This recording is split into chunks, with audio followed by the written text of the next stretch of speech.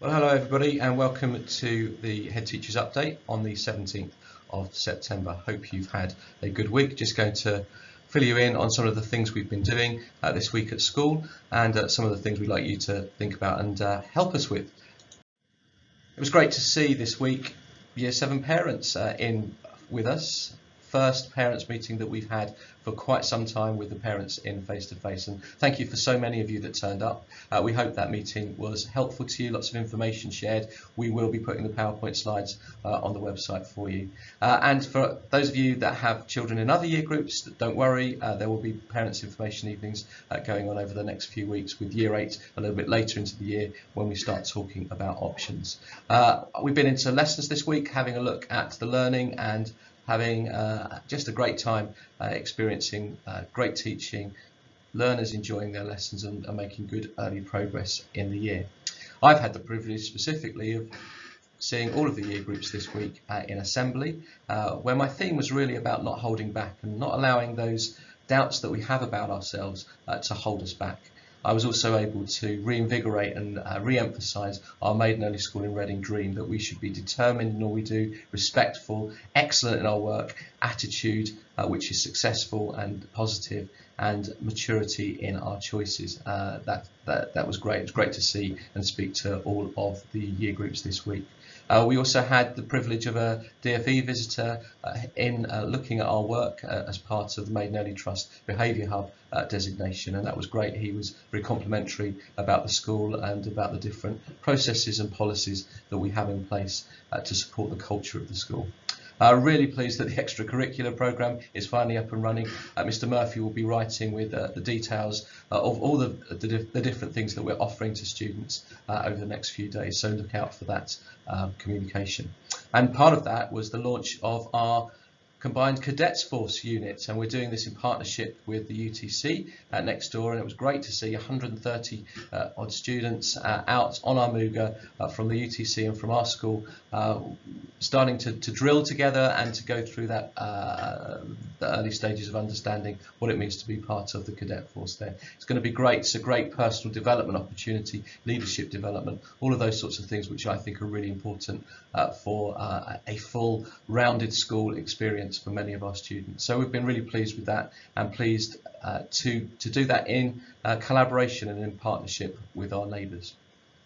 We're also pleased this week to welcome 6 new initial teacher trainees to the school.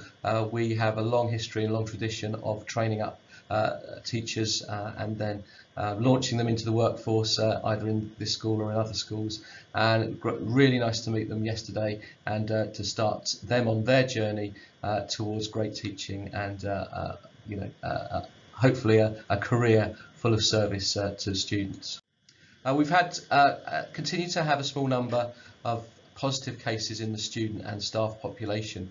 COVID, that it seems to be rumbling on, and it really does emphasise the importance of the regular lateral flow tests that we should be doing twice a week, please, if you can. Please can you make this a priority. We are, as I say, picking up cases all of the time. Not huge numbers, but it is pretty regular and it's pretty ongoing. So if you could help us in that, just keep the community safe, I would be most appreciated. And please do let us know if you or your children do test positive, just so that we can be aware. We are not responsible anymore for doing the testing and tracing, that's the NHS. However, we would like to know what's going on in the school community so that we can take measures if we need to. And please, obviously, if your child shows any kinds of symptoms of COVID, then please err on the side of safety, keep them at home, get them tested, and then we can be sure that we're doing everything we can to keep the school safe. Thank you. Also this week on COVID, the government announced its vaccine programme will be extended to 12 to 15-year-olds. I think we all expected that was probably going to happen.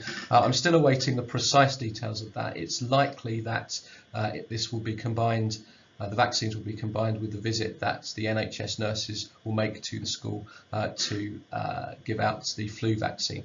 Again, just waiting for final confirmation of that, and as I get that, I will let you know, including any questions that, or answers to questions you might have about consent and all of those sorts of issues. So please await more on this. I will let you know as soon as I know. Lockers and bags, we have an approach in this school which gives the students, every student, a locker, and that's great because it keeps stuff away, coats away, bags away, and keeps the corridors as uncluttered as possible. However, we do make a small charge, and really it is quite a small charge. Some schools charge 10, 20, 30 pounds a year for the use of a locker. We don't, much less than that. So please, could I ask you, however, to pay if you haven't done so? There's quite a lot of parents that haven't yet paid for their locker. Please, could you go onto the Parent Pay shop? We'll make sure that the link is in the PowerPoint attached to this presentation, and you can go and purchase that locker. Any lockers that haven't been paid for, we are going to have to take back from the 1st of October. So please just pay those few pounds that we need everybody to do, just to make sure that we can keep those lockers and that locker scheme running.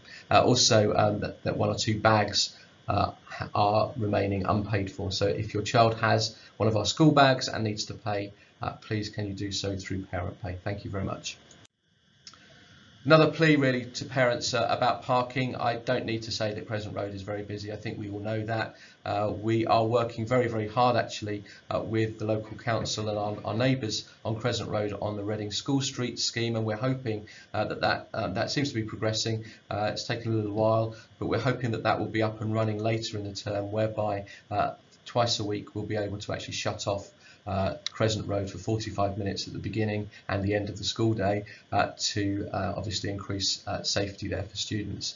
However, in the meantime, it continues to be very busy. Additionally, we have building work going on to the rear of the school at the top of Hamilton Road, with the new Hamilton School there, which is great. It's great to have that facility. However, at the moment there's an awful lot of construction traffic, and a number of students do walk up the bumpy Bullmarsh road adjacent to the school and find themselves amidst trucks and lorries at the top of Hamilton Road. So it's not great, hugely safe.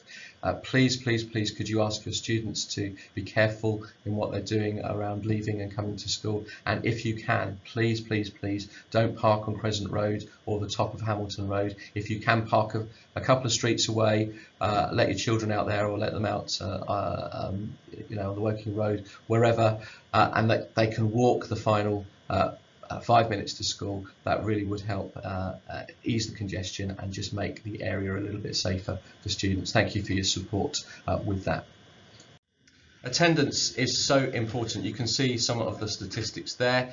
Half a day off a week, well, that's an awful lot. That's 90% attendance, and we can see what the impact of that is. 90% attendance over a year, well, that's 4 whole weeks of lessons missed, and that's too much education. So can I just encourage you to really make sure that you're doing everything that you can to get your children into school and to get them in on time as well. Punctuality is also very important. Thanks for your support with that.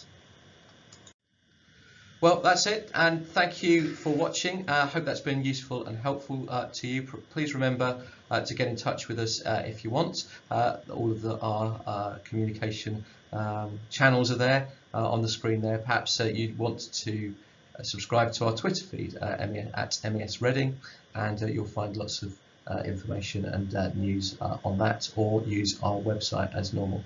Hope you have a good weekend and look forward to speaking to you soon. Bye now.